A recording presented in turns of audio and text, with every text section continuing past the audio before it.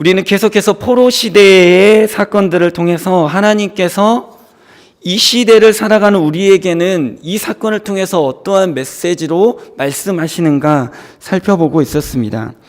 오늘은 지난 시간에 이어서 느헤미야의 마지막 부분까지 간략하게 살펴보고자 합니다. 에스라의 후반부와 느헤미야의 초반 중심 메시지는 한마디로 요약하면 이것입니다. 눈에 보이는 성전, 눈에 보이는 성벽, 이것보다 눈에 보이지 않는 성전과 눈에 보이지 않는 성벽이 더욱더 중요하다라는 것입니다. 1차 포로 귀환이 이루어졌습니다. 그래서 성전을 지었습니다. 눈에 보이는 성전 말이에요. 그런데 2차 포로 귀환 때 에스라가 보고 나니까 성전은 있는데 성전이 성전 구실을 하지 못하고 있었습니다. 왜입니까? 이방인과 결혼하면서 이방인들이 섬기고 있는 우상도 같이 들여왔기 때문입니다. 그래서 고생해서 성전을 지어놨는데 성전이 성전되지 못하고 우상을 숭배하고 있었다라는 것이죠. 이것이 사단의 전략입니다. 겉으로는 성전 건축이라는 대사명을 이루어냈지만, 그래서 그럴듯하게 보이지만 속은 골마 있었다라는 것이죠.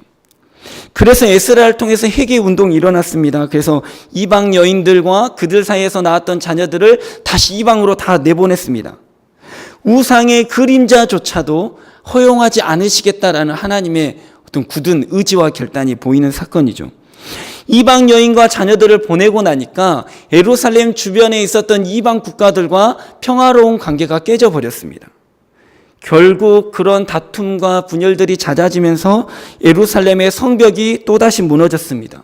성문까지 불타버렸습니다. 신앙을 지키려다가 고난을 당한 것이죠. 이런 고난 속에서 신앙을 지킨 사람도 있었는데 그렇지 못한 사람도 있었습니다. 또다시 죄와 타협하는 사람들, 즉 이방인과 다시 혼인관계를 맺어서 동맹관계를 맺어서 그 고난을 피하고자 했던 사람들이 생겨났다라는 것입니다. 느헤미야는 이 무너진 예루살렘의 성벽을 다시 세우고 백성들의 마음을 회복시키기 위해서 술관원장이라는 어마어마한 직책을 잠시 내려놓고 왕에게 부탁하여 은혜를 받아서 예루살렘 총독으로 오게 되었습니다. 대적들이 그런 느헤미야를 보고 이렇게 말합니다. 이스라엘 자손을 흥왕하게 하려는 사람이 왔다. 근심하여 말하였습니다. 대적들이 보았을 때도 느헤미야는 지금까지 예루살렘을 다스렸던 그 전의 총독과는 너무나 다른 사람이었다라는 것이죠. 느헤미야는 돈으로 매수할 수 없는 사람, 정치적 권력을 탐하는 사람이 아닌 사람, 호색하고 은주 가물을 즐기는 사람이 아니었다라는 것이에요. 오직 이스라엘을 어떻게 하면 부흥시킬 것인가, 하나님의 사람으로, 하나님의 백성으로, 하나님의 나라로 만들 것인가, 이것을 고민하는 사람이었다라는 것이죠.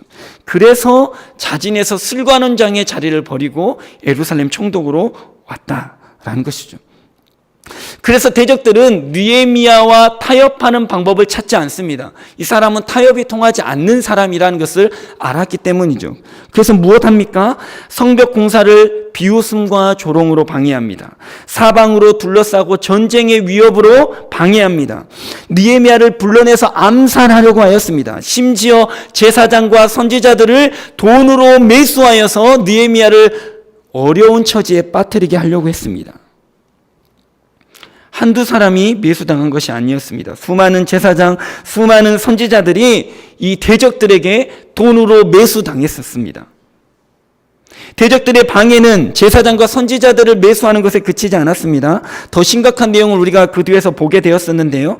이미 이 대적들이 유다의 유력자들과 함께 혼인관계를 맺어서 많은 동맹자를 가지고 있었다라는 것입니다. 그들이 어떠했습니까? 느헤미야 회의를 할 때마다 산발랏은 좋은 사람입니다. 괜찮은 사람입니다. 이런 선한 일을 했습니다. 거짓 증거를 하고 느헤미야가 했던 어떤 말들을 다 산발락에게 가서, 도비야에게 가서 다 일러바치는 스파이 역할을 했다라는 것이죠. 아마도 에스라의 회개 운동 이후에 이방 국가들과 잦은 마찰이 있으면서 유다의 유력자들이 부정과 부패를 일으키면서 이 대적들과 손을 맞잡은 것으로 추측이 되어집니다. 백성들은 지금 어떠한 불편을 겪고 있고 어떠한 고난을 당하고 있고 어떠한 어려움을 당하고 있는지 상관없이 자기의 신앙을 버려가면서까지 내 자리를 지킬 수 있다면, 내가 돈을 벌 수 있다면, 내 명예를 여전히 유지할 수 있다면 이런 마음으로 대적들과 타협한 것이죠.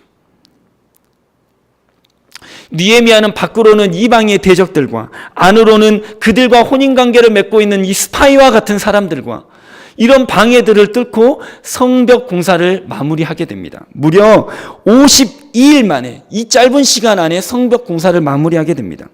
52일이라는 시간이 우리에게 주는 메시지가 있습니다. 그것은 느헤미야가 얼마만큼 믿음과 결단을 보였는가 하는 증거이면서 동시에 52일이면 끝낼 수 있는 일이 13년 동안 이루어지지 않았다라는 것을 보여주는 것입니다. 금방 할 수 있는 일을 가지고 지지부진하게 시도조차 하지 않은 부패 세력에 대해서 하나님께서 고발하고 있는 거예요. 이 모양 이 꼴이다. 우리에게 보여주고 있는 것이죠. 근데 느헤미야는 성벽을 완성했다고 자 끝 해피엔딩 하고 마무리되지 않습니다. 그렇게 6장에서 끝나지 않고 지금 7장부터 계속해서 또다시 시작되고 있습니다. 그 무슨 내용을 기록하고 있느냐? 예루살렘 내부의 부패된 모습들을 기록하고 있습니다. 하나님이 그걸 보여주고 싶으신 거죠. 그것들이 다시 원상복귀되는 것을 보여주고 싶으신 것입니다. 7장 1절을 보면요, 느헤미야는 성문을 지키는 파수꾼을 세우고 레위인들과 찬양대를 정비해서 세우게 됩니다.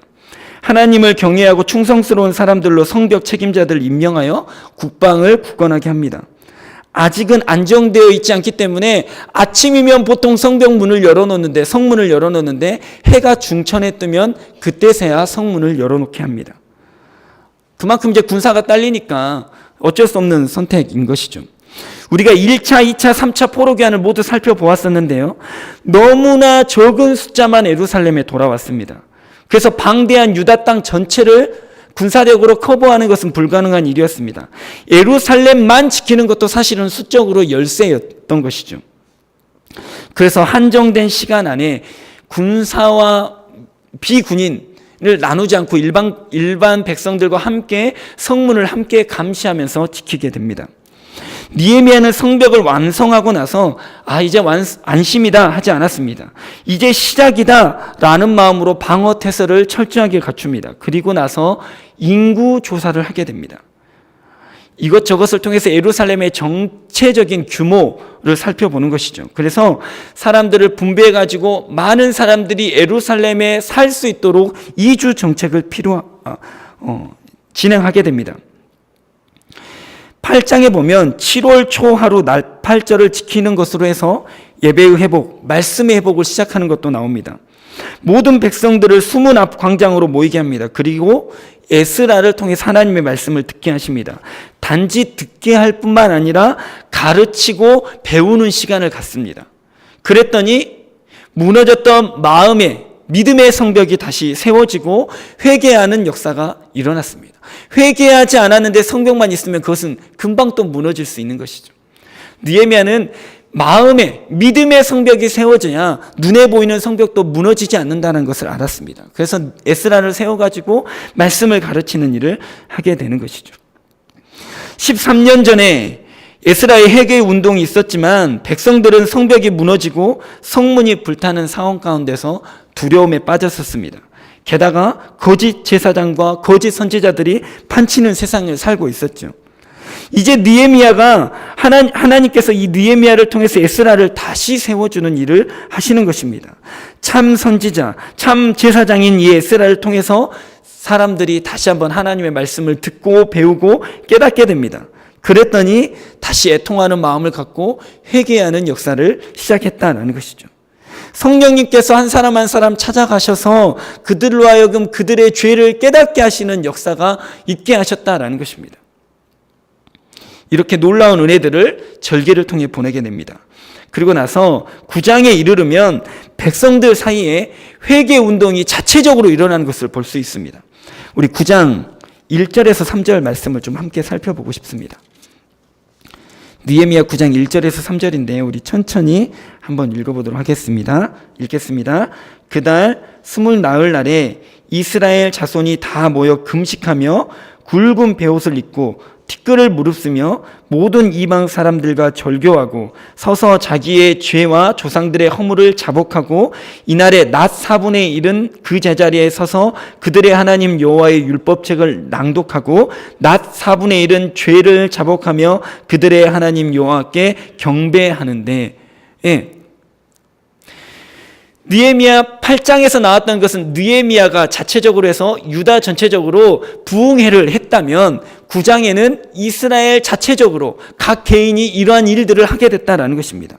엄청난 회개 운동이 벌어지고 있는데, 자, 1절 말씀을 보면요. 여러분 성경 보시겠습니까?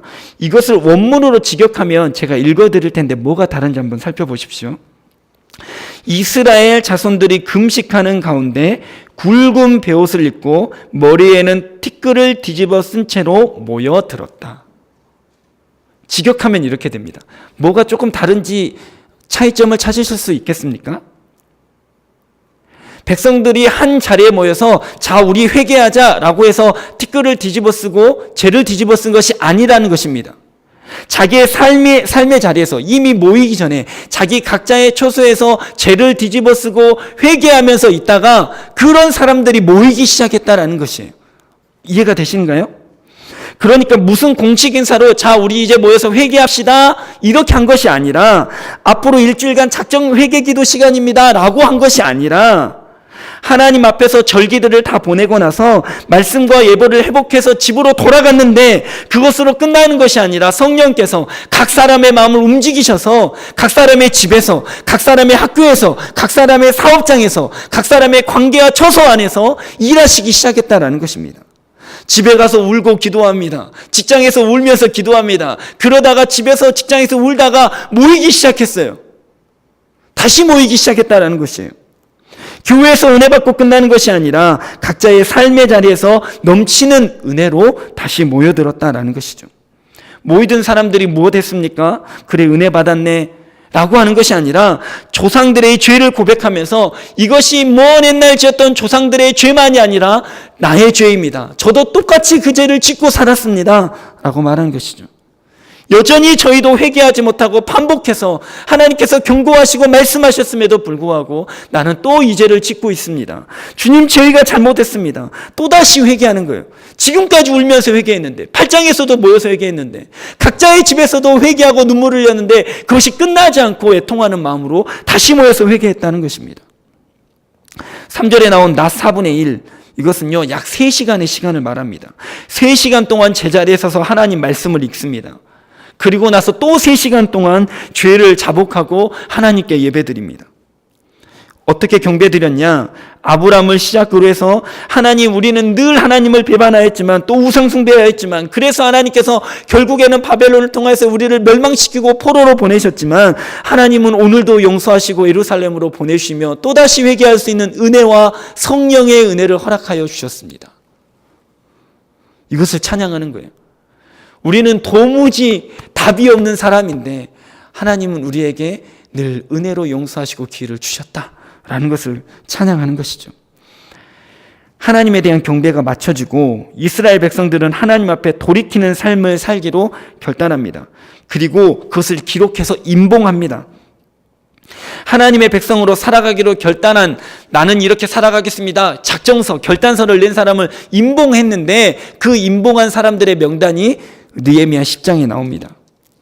그리고 나서 그 어떠한 내용들을 결단했는가 나오는데 그게 우리가 오늘 본문으로 읽은 말씀입니다. 먼저 모세를 통해서 주신 율법을 지켜서 행하겠다.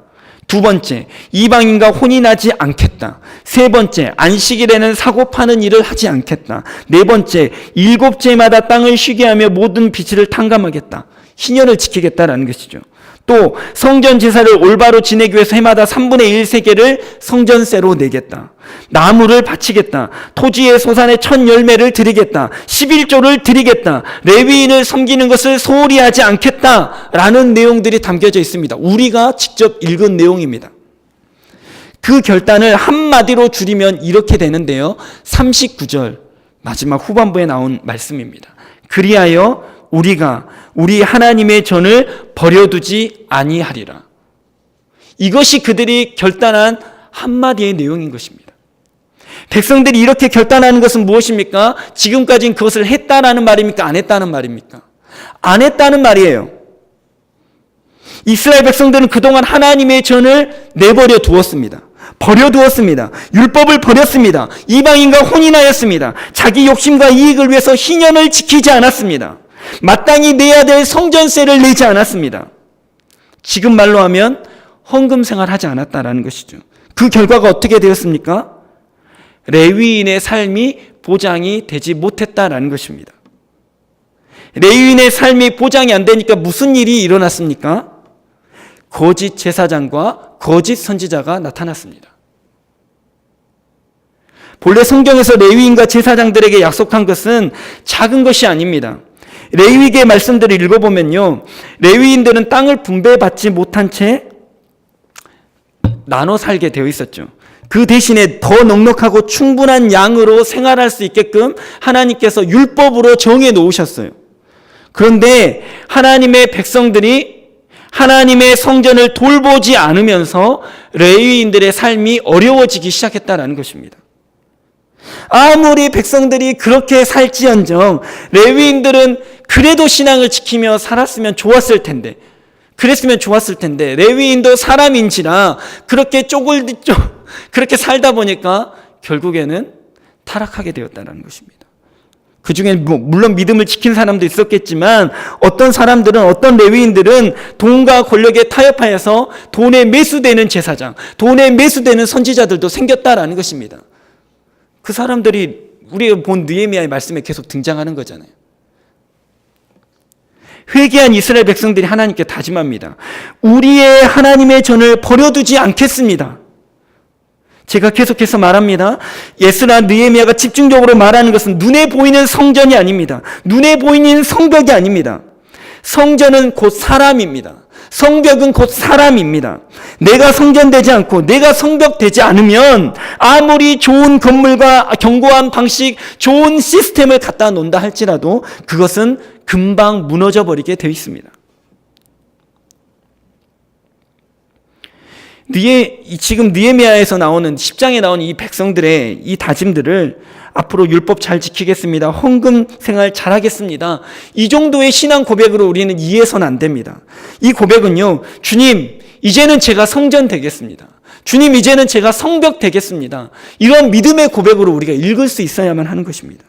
이 믿음의 고백으로 우리 같이 이렇게 고백하면 좋겠습니다. 저를 따라 세보시겠습니까? 우리가 우리 하나님의 전을 버려두지 아니하리라. 아멘. 주님, 내가 성전이 되겠습니다. 주님, 제가 성벽이 되겠습니다. 아멘. 이러한 믿음의 고백이 우리 안에 있어야 되는 것이죠. 11장에 오면요, 이러한 믿음의 고백 다음에 11장에 오면 예루살렘 이주 정책이 나옵니다. 우리가 잘 알고 있듯이 유다는 바벨론에 의해서 멸망했습니다. 포로로 끌려가는데 전쟁통에 예루살렘은 완전히 초토화가 되었습니다. 그래서 예루살렘은요, 유다의 다른 지역들보다 더 안 좋아요.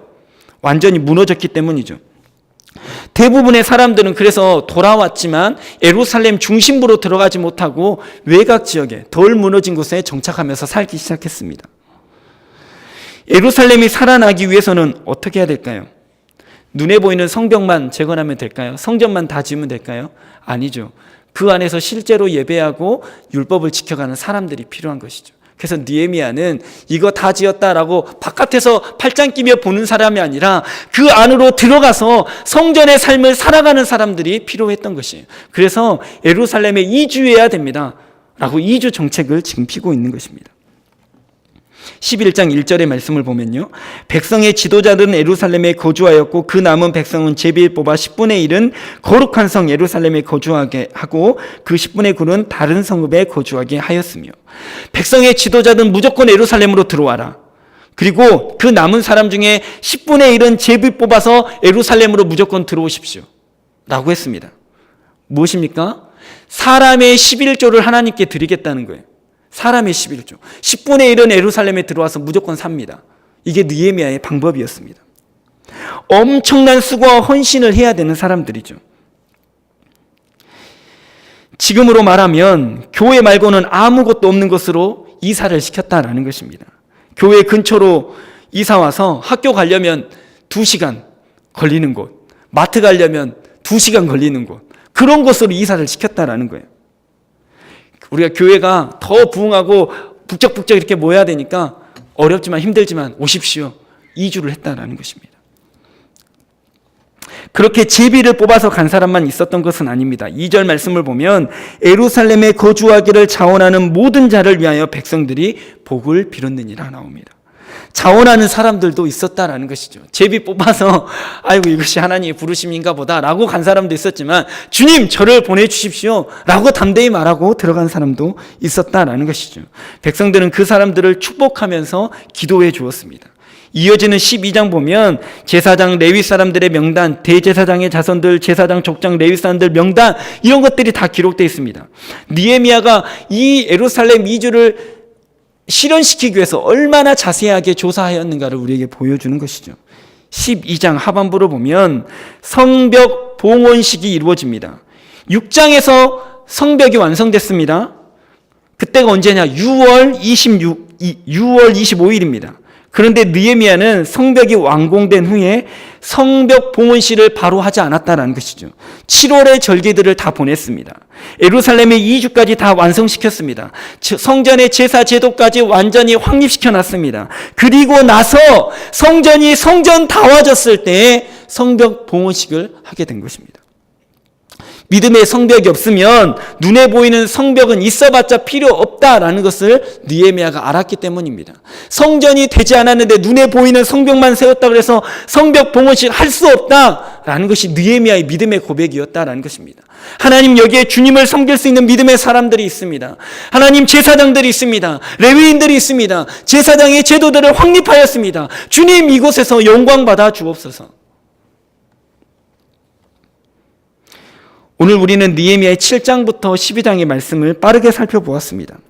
느헤미야는 성벽을 완공한 후에도 방어태세를 철저히 했습니다. 인구조사했습니다. 철저하게 조사해서 예루살렘의 전반적인 이주 정책을 계획하고 수립하고 진행하였습니다. 7월 절기를 통해서 말씀과 예배 회복을 시켰습니다. 백성들 가운데는 개인적인 삶의 회개와 사회적인 삶의 회개가 동시에 이루어지게 되었습니다. 스스로 이제 성전이 되고 스스로 성벽이 되기로 결단하는 인생들이 생겨났다는 것이죠. 그리고 계획만 세운 것이 아니라 실제로 그것들을 실행하였습니다. 실천하였습니다. 레위인들의 삶들도 보장해 주었습니다. 레위인들이 무너지면 이 사회가 무너진다는 것을 알았기 때문입니다. 그 삶의 모든 결단이 이루어진 후에야 성벽을 하나님께 올려드립니다. 이것이 진짜 성벽입니다. 라는 의미이죠.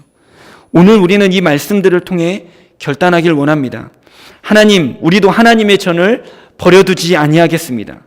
우리는 우리 스스로가 하나님의 성전으로 부름받았다는 것을 잊지 않아야 합니다. 우리는 우리 스스로가 믿음의 성벽으로 부름받았다는 것을 잊지 않아야만 합니다. 여기 계신 성도님들 한 분 한 분은 이 승천 성북교회 믿음의 성전이시며 성북교회 믿음의 성벽 되시는 분들이십니다. 하나님의 전을 버리지 아니하겠다라는 이 유다 백성들의 다짐처럼 우리도 같은 결단과 같은 순종으로 살아가면서 주님 이제 우리는 이 세대를 본받지 않고 믿음을 지키는 사람으로 살아가겠습니다. 그리하여서 성전 봉헌식을 올려드리는, 그래서 영광 돌리는 저와 여러분의 삶 되시기를 예수님의 이름으로 축복합니다. 아멘. 기도하겠습니다.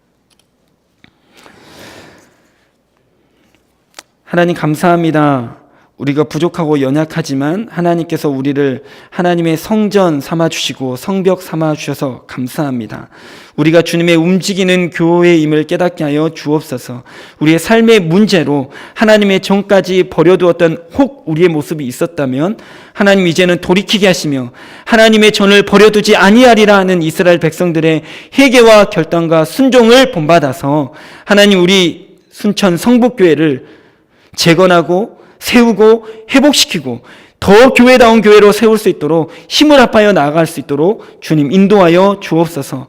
허락하신 레위인들을 잘 섬기고 사랑하고 하나님 세워나갈 수 있도록 주님 인도하여 주옵소서. 이제 우리가 힘을 합하여 찬양하며 기도하며 주님 받으시는 성전으로 하나님께 올려드릴 것입니다. 우리의 삶을 사용하여 주옵소서. 예수님의 이름으로 간절히 기도합니다. 아멘. 우리 찬송가